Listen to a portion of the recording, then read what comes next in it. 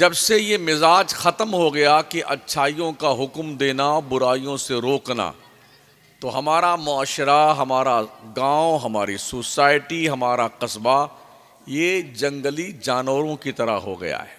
मादर पिदर आज़ाद, जिसके समझ में जो आता है करता है, जिसके समझ में जो आता है बोलता है, जिसकी समझ में जिधर जी जाता है जाने को उधर चला जाता है। ऐसा पहले नहीं था। 50 साल पहले आपस में इत्तेहाद और इत्तेफाक पैदा कीजिए। ये बड़ा अफसोसनाक मकाम है कि मुसलमानों का छोटा सा गांव होता है, उस छोटे से गांव में 3-3 4-4 पार्टियां होती हैं। 2 मौलवी लड़ गए, 2 कमेटी लड़ गई, फिर एक नई मस्जिद बन गई, नया मदरसा बन गया। ये बात मौलवी के लिए भी सोचने की है और कौम के लिए भी सोचने की है। अपनी ताकतों कुव्वत को मुंतशिर मत कीजिए। ये 5 उंगलियां हैं ना, ये अकेले इसमें कोई ताकत नहीं है, लेकिन अगर यूं मुट्ठी बांध लें आप तो किसी का भी थोपड़ा तोड़ा जा सकता है। समझ रहे हैं? इसलिए एक होके रहिए, एकजुट होके रहिए, सफ़ों में इंतशार मत पैदा कीजिए। बैठ करके 19-20 जैसे मामला पटे उसे पटा लिया कीजिए। समझौता ही एक फाइनल रास्ता है। वह अम्रुहुम शूरा बैनहुम, अल्लाह फरमाता अपने मामलात के बारे में मशवरे कर लिया करो बैठ करके। हाँ, कोई साहब तुर्रम खां ना बन जाए कि नहीं मेरी ही नाक ऊंची रहेगी, तो नाप लीजिए इंची टेप लेकर के, किसकी ऊंची है। मशवरे करो, अल्लाह ने मशवरे में बरकत रखी है। अगर 100 आदमी है, 100 में से 70-75 आदमी, 60-65 आदमी एक राय पे मुत्तफिक हो गए, गौर कर लीजिए उस राय में भलाई है कौम के लिए, मिल्लत के लिए, सुन्नियत के लिए, गांव के लिए, मुल्क के लिए, मुआशरे के लिए, तो बस उसे मान लिया जाए। ये कोई ना सोचे यार मेरी नहीं मानी गई तो मेरी टांग नीची हो गई, इसकी टांग ऊंची हो गई। सबकी नीची होगी एक दिन, टांग ही नहीं मुंडी भी नीची होगी। एक खोपड़ी है जिसमें भूत भरा हुआ ना, भूत, इसमें कीड़े तशरीफ लाएंगे, कीड़े मरने के बाद ऐसे दिमाग को खाएंगे ना, खोखला करके रख देंगे। इसलिए ज्यादा पगलाने की जरूरत नहीं है। अक्लमंद आदमी वो है जो वक्त रहते ही सोच ले, समझ ले और फैसला कर ले। एक तो देहातों में ऐसे भी जुमा की नमाज जायज नहीं है। एक मस्जिद रहे, सुना मैंने एक मस्जिद हाँ आपने और बनाई माशाल्लाह, चलो बन गई, जैसे ही बन गई, दोनों जगह जुमा की नमाज होती है। कभी मसला भी पूछते हो उलमा से कि इसका शरई मसला क्या है, या खुद से फैसला आपने कर लिया, या जिससे भी पूछ करके आपने ऐसा किया है, जरा उसको मेरे सामने लेके आओ। किस किताब को पढ़ करके या किस मौलवी से पूछ करके किसी शख्स ने एक गांव में, जो सिर्फ गांव है, छोटा सा मोटा कस्बा है, वहां पर जुमा की नमाज किस बुनियाद पे चालू कर ली है? कोशिश कीजिए कि जुमा शायर इस्लाम में से है। अगर हर मस्जिद छोटी बड़ी में जुमा होने लग जाए ना, तो इसमें इस्लाम की शान घटती है। जुमा मुहतम बिशान इबादत है, इज्तिमाइयत झलकती है। एक साथ लोग इकट्ठा होकर जब जुमा पढ़ने जाते तो लगता है अल्लाह के बंदे खुदा के दरबार में जा रहे हैं। अब 25 इसमें गए हैं, 20 इसमें गए हैं, पता ही नहीं चलता ये 5 वक्ता पढ़ने जा रहे हैं कि जुम्मा पढ़ने जा रहे हैं। तो आपके गांव के समझदारों से, अक्लमंदों से, दोस्तों से, यहाँ के उलमा से, इमामों से बड़े अदब से अर्ज है मरने के बाद हिसाब देने से अगर आप बचना चाहते हैं, इस हवाले से बैठ करके आपस में जिस मस्जिद में पहले से जुमा की नमाज होती रही है वहाँ पर जुमा की नमाज होती रहने दीजिए, और जिसमें नए ढंग से चालू किया है उसमें 5 वक्ता नमाज पढ़िए। क्या बिगड़ने वाला क्या है यार, हमारा क्या बिगड़ने वाला है?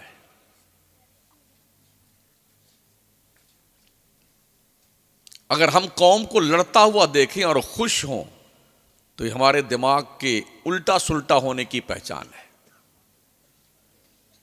एक हो जाएं आप, अच्छे बन जाइए। वैसे भी बड़े धड़ाके सा धमाका खेज कव्वाल वव्वाल लाते हैं आप लोग। हाँ, जिस कौम के पास इतनी बड़ी जमीन है ना, वो कौम अपनी कौम के लिए ना बड़े बड़े कॉलेज बना लेती है, इंस्टीट्यूट बना लेती है, हॉस्पिटल बना लेती है। कितने बुद्धू हैं इस गांव के लोग, इस इलाके के लोग। कासिम बाबा रहमतुल्लाह अलैह के आस्थान, इतनी बड़ी जमीन आपके पास में और आपको अकल नहीं आती कि आपको करना क्या चाहिए। एक साल कव्वाली मचाएं, धूम मचाएंगे, एक साल जलसा कराएंगे, धूम मचाएंगे। सारे लोग इतना धुने जाओगे ना, शक्लें बिगड़ जाएंगी मरने के बाद अल्लाह के दरबार में। दुनिया की जिंदगी तो कट जाएगी, चटनी रोटी खा लो, मुर्गा बकरा खा लो, कब बढ़िया बढ़िया खा पी के मुस्टंडे बन जाओ, ऐसे ही मर गए, खत्म कहानी। लेकिन इस मरने के बाद जब फिर जिंदा किए जाओगे ना, उसके बाद मौत नहीं है। अल्लाह फरमाता कैफ तकफुरून बिल्लाहि व कुंतुम अमवाता फअहयाकुम सुम्मा युमीतुकुम सुम्मा युहयीकुम सुम्मा इलैहि तुरजऊन। तुम कैसे अपने रब का इनकार करते हो, हालांकि तुम मुर्दा थे, मरे हुए थे। अपने बाप की पीठ में और अपने मां के पेट में तुम मरे हुए नुत्फे की शक्ल में थे। फअहयाकुम, अल्लाह कहता मैंने तुम्हें जिंदा किया है। मुर्दे, अगर कोई शख्स मर जाए और ऐसा कोई मौलाना और पीर साहब आ जाए कि सब खूब रो रहे हो, पो पो पो अब्बा अब्बा, सब रोए जा रहे हो, और बिल्कुल तैयारी हो कि अब कब्र भी खोद दी गई है, गुस्ल भी दे दिया गया है, और अब बस कांधे पे लाद करके अंतिम संस्कार कर देना है। ऐसे मौके पे कोई ऐसा बंदा आ जाए जो बस कहे कुम बेइज़्निल्लाह, अल्लाह के हुक्म से जिंदा हो जा, और वो मुर्दा उठ के जिंदा हो जाए। उस जिंदा करने वाले इंसान को क्या अपना मोहसिन नहीं मानेंगे आप?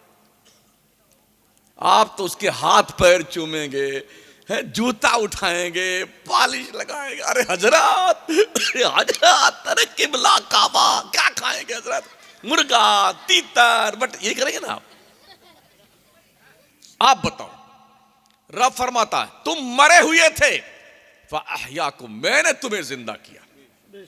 सुम्मा युमीतुकुम, हम फिर तुम्हें मारेंगे। सुम्मा युहयीकुम, हम फिर तुम्हें जिंदा करेंगे हिसाब किताब लेने के लिए। सुम्मा इलैहि तुरजऊन, फिर तेरे को पलट कर मेरे दरबार में आना है,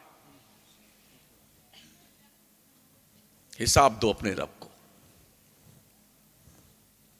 इसलिए जरूरत इस बात की है, आलियावास और कुर्बो जवार के लोगों, अपने छोटे मोटे झगड़े को 3 तलाक दे दो, रजात की गुंजाइश न रहे। मुझे बड़ी खुशी है, यहाँ के जवानों ने काम किया है माशाल्लाह, मेहनत कर रहे हैं, मदरसे को फ़रोग दे रहे हैं। और ये माशाल्लाह ये सरों पर अमामे बच्चों ने बांध रखे हैं, बच्चियों ने बुर्का पहन रखा है। लगता है कि कुछ जागरूकता आई है कौम में, क्योंकि हम कश्मीर से लेकर कन्याकुमारी तक जाते हैं खिताब करने के लिए। हम देखते हैं, घूमते हैं, महसूस करते हैं कहाँ क्या हो रहा है। अंदाज़ा हुआ कि कुछ काम हुआ है इधर गुज़िश्ता कुछ महीनों में। मालूम ये हुआ कि आलमी तहरीक सुन्नी दावत इस्लामी की निगरानी में जनाब अज़ीज़ मुकर्रम हज़रत कारी मोइनुद्दीन रज़वी की सरपरस्ती में कौम के लोगों ने, यहाँ के नौजवान बच्चों ने, दोस्तों ने, दर्दमंद दिल रखने वाले लोगों ने एक मुहिम छेड़ी है अपने कौम के बच्चों और बच्चियों को पढ़ाने के लिए। अल्लाह करे ये काफिले हयात रुकने ना पाए और तेज से तेज तर होता जाए। सोर्स ऑफ नॉलेज, ज्ञान के स्रोत 5 हैं। हमें किसी चीज का इल्म होता कैसे है? आप जानते हैं कि हमारे कान में कोई मशीन नहीं लगी हुई सुनने के लिए। जो आदमी बहरा हो जाता है ना, इतनी ऐसे ऐसे कान में टांग लेता है, हाँ हाँ कुछ सुनने में आ रहा है।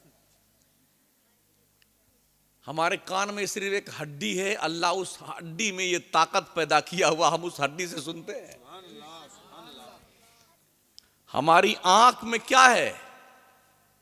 फ्यूज हो जाए ना तो बोले ये लेंस बिठाइए साहब, लेंस बिठाइए। कम वक्त उसका भी 50-50 हजार लूट लेता डॉक्टर। हाँ, और हमारे रब ने, जानते हो, ये एक चर्बी की बोटी है, आंख का जो ढेला है ना, चर्बी की बोटी। इस चर्बी में अल्लाह ने ताकत रखी, हम दुनिया देखते हैं। ये जबान है, इसका जायका खत्म हो जाए ना, जैसे किसी शख्स को बुखार हो जाए ना, बहुत तेज बुखार, और बुखार ना जाए तो ना खट्टा अच्छा लगता है, ना मीठा अच्छा लगता है, ना कड़वा अच्छा अरे यार जायका ही खत्म हो गया, अरे टेस्ट नहीं आ रहा यार, है कि नहीं? रब ने इस जबान के अंदर ये तासीर रखी है। हम खाते हैं तो हमें जायका महसूस होता है, अच्छा है कि बुरा है, नमकीन है कि कड़वा है, मीठा है कि मीठा नहीं है। तो अल्लाह ने ये तासीर जबान में रखी है। तो वो सोर्स ऑफ नॉलेज, ज्ञान के स्रोत, जानकारी हमें कैसे प्राप्त होती है? बासरा, सामिया, शामा, जायका, लामसा। हम आंखों से देखते हैं तब कुछ जानते हैं, नाक से सूंघते हैं तब कुछ जानते हैं, कान से सुनते हैं तब कुछ जानते हैं, जबान से चखते हैं तब कुछ जानते हैं, और छू करके भी कुछ जानते हैं। इसके बावजूद भी हम ए बच्चू, अरे रुक जा यार, थोड़ी हमारी सुन ले, तेरे मतलब की बात कर रहा बेटा। सिर्फ आंखों से देख करके हम कुछ नहीं जान सकते, कान से सुन करके भी हम कुछ नहीं जानते, जबान से चख करके भी हम कुछ नहीं जान सकते हैं, हाथ से छू करके भी हम कुछ नहीं जान सकते हैं। इसका सिस्टमैटिक निजाम आपके रब ने कैसे रखा पता है? इन सब के ऊपर दिमाग की मेमोरी है। जैसे ही आंख ने कोई चीज देखा, वो फौरन अप्लाई करती है दिमाग को। मैंने क्या देखा? दिमाग अप्लाई करता है दिल को। फैसला तो दिल करता है ना, दिमाग का काम सोचने का है। और ये सारी प्रक्रिया आने वाहिद में होती है, फटाफट, देर नहीं लगती। इधर देखा, इधर अप्लाई, और उसने दिल से पूछा, फौरन उधर से रिप्लाई आई, अरे हां काला रंग है, पीला रंग है, भैंस है, गधा है, बकरी है, नहीं घोड़ा है। आंखों ने देखा, और इतनी सारी प्रक्रिया से होते हुए सेकंड नहीं लगता कि हम जान लेते क्या है। कान ने सुना, सुनने के बाद दिमाग को भेजा, दिमाग ने दिल से पूछा, फौरन उसने बताया कि बांसुरी की आवाज है कि घंटे की आवाज है, कोई नाद पढ़ रहा कि कोई गाना गा रहा है। तब हम जानते हैं। जबान ने चखा, चखने के बाद उसने अप्लाई किया दिमाग को, दिमाग ने दिल से पूछा, हाँ नमकीन है कि खट्टा है, कड़वा है कि मीठा है, वो जवाब देता है। ऐसे ही हमने कोई चीज सूंघी, सूंघ करके इस नाक में क्या है, कैसे हम जान सकते हैं? ये नाक है ना, कैसे जानते हैं? सूंघ करके ये दिमाग को अप्लाई करता है, दिमाग दिल से पूछता है, फैसला देता है कि तुमने खुशबू सूंघी है या बदबू सूंघी है। कोई छुआ हमने, अरे गर्म बहुत तेज है, अरे ठंडा ज्यादा है, अब कुछ ठंडा कम हो गया है, गर्म कुछ कम हुआ है। ये कैसे मालूम पड़ा? दिमाग और दिल और देखने, सुनने, चखने और छूने की इस ताकत का सिस्टमैटिक निज़ाम जो रब ने रखा है, क्या इसके करने पे अल्लाह ने आपसे कोई पैसा लिया है? आलनी आवाज के लोगों, कुछ पैसा लिया आपके रब ने इस पर? तो क्या उस रब का इतना भी हक नहीं बनता है जिसने आपको इतना कीमती फर्द बनाया है? क्या उसका हक नहीं बनता आप पर? क्या सिर्फ आप यूं ही पैदा कर दिए गए हैं कि बस खाइए, पीजिए, पहनिए, ठूंस ठूंस के तोंद शरीफ पालिए और मर जाइए, इसी का नाम जिंदगी है? रब फरमाता, अफ़ हसिबतुम अन्नमा खलकनाकुम अबसन व अन्नकुम इलैना ला तुरजाऊन। क्या तुमने ये सोच रखा है कि हमने तुम्हें यूं ही पैदा कर दिया है? क्या तुमने ये सोच रखा है तुम पलट करके हमारी तरफ नहीं आओगे? अगर तुमने ये सोचा है तो तुम बहुत बड़े बेवकूफ आदमी हो। हमने तुम्हें बेकार नहीं पैदा किया है। अल्लाह ने कोई चीज हजरत मूसा पैगंबर अलैहिस्सलाम ने एक बार पूछा था, या अल्लाह छिपकली को क्यों पैदा किया? तो उन्हें फुदकती रहती इधर से उधर, वो छत पे उल्टी चिपकी रहती है, और सांप अगर चिप जाए यूं धड़ाम से नहीं गिरेगा, लेकिन वो छिपकली ऊपर यूं चिपकी उल्टी और दौड़ती रहती चिपक करके। हालांकि हम बहुत ताकतवर हैं, इतने बड़ा वजूद, 6 फीट के आदमी है, मौलाना है, सब कुछ है, ऐसे चिपक नहीं सकते हैं। तो हजरत मूसा ने पूछा, या अल्लाह क्यों पैदा किया छिपकली को? अल्लाह ने कहा, मूसा तुमसे पहले छिपकली ने पूछा, या अल्लाह तूने मूसा को क्यों पैदा किया है? तो मैंने क्यों पैदा किया वो मैं ही जानता हूं।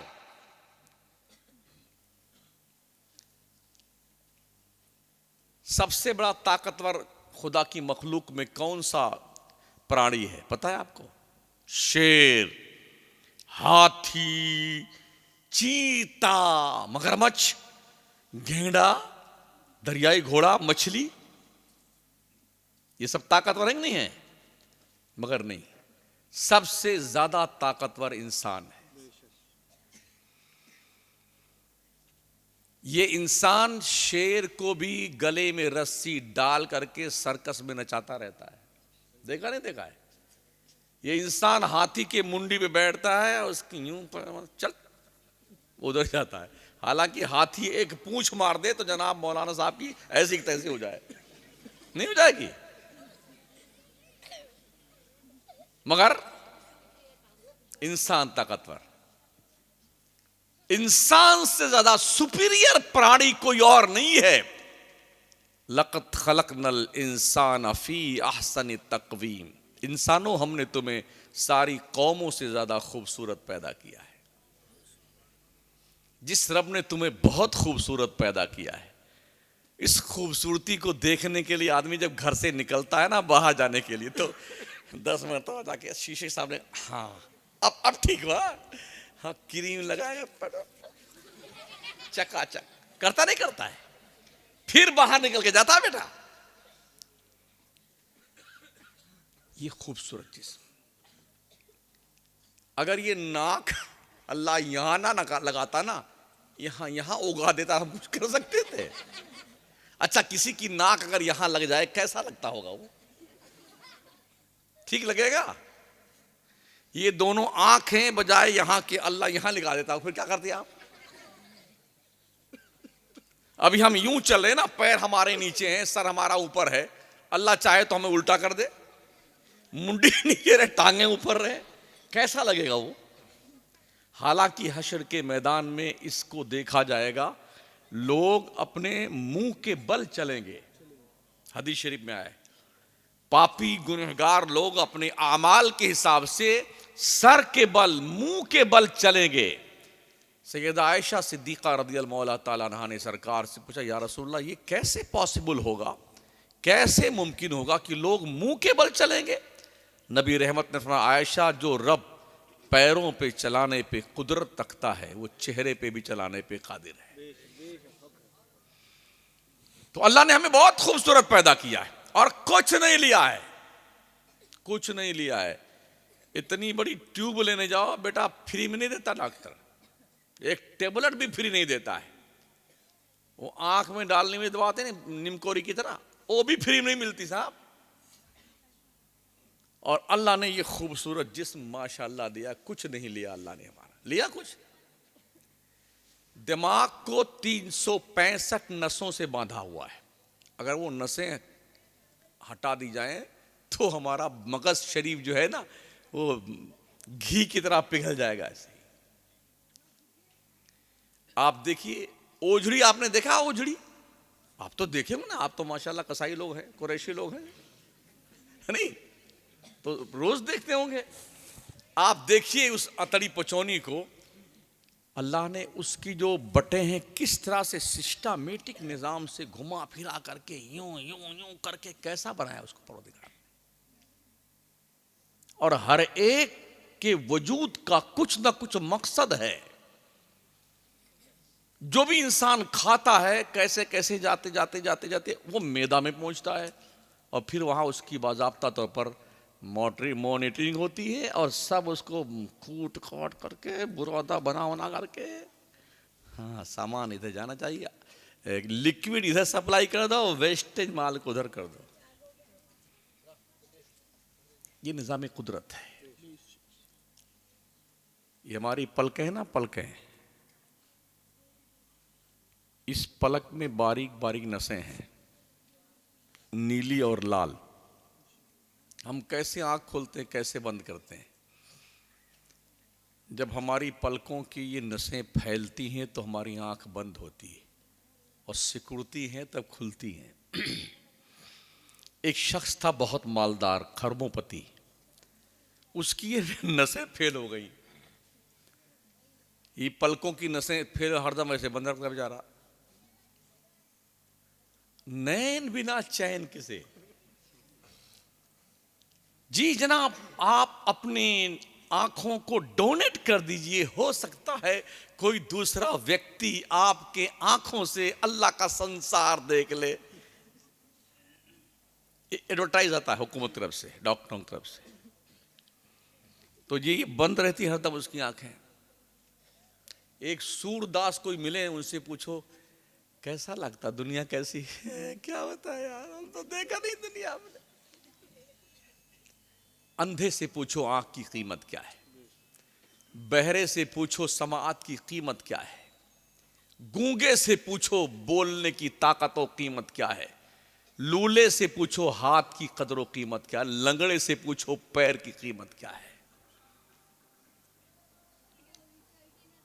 तो उसने अपने मजदूर से कहा यार एक काम कर, वो टेप ले आओ, टेप।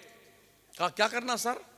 कहा जब मैं सुबह उठूं तो ऐसे आंख खोल देना, एक टेप यहां चिपका देना, एक यहां चिपका देना, ताकि दिन भर में अल्लाह की दुनिया देखता रहो, चकर मकर।